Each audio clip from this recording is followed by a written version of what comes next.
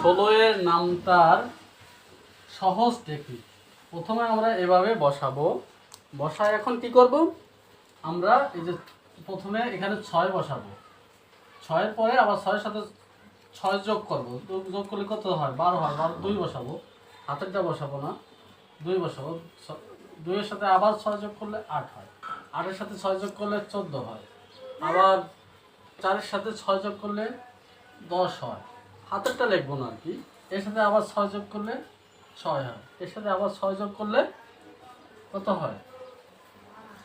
12 হয়। এর সাথে আবার 6 যোগ করলে 8 হয়। এর সাথে 6 যোগ করলে কত হয়? 14 হয়। এর সাথে 6 যোগ করলে 10 হয়।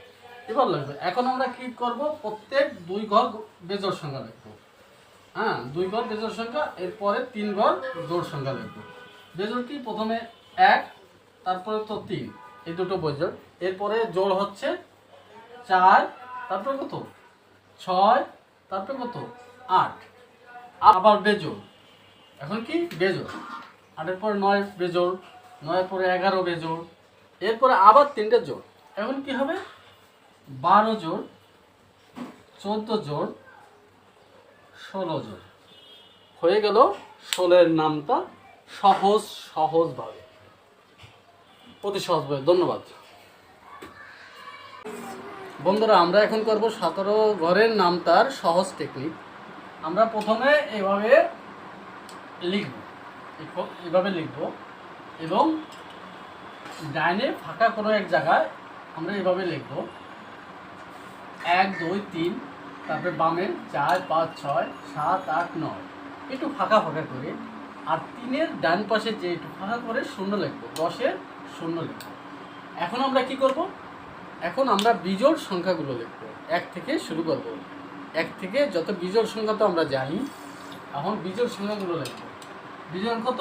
1, তারপরে কত? 3, তারপরে 5। এখন জোড় লাগবো এরপরে, এর 5-এর পর, তাহলে জোড় হচ্ছে 6, তারপর 8, তারপরে কত? 10।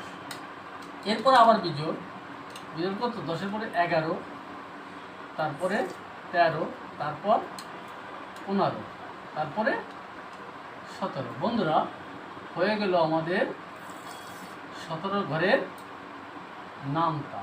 সুন্দর একটা টেকনিক। এবার আমরা লিখবো 17কে 17, 17 দুগুণী 34, 3 17 51, 4 17 68, 5 17 85, 6 17 102, 7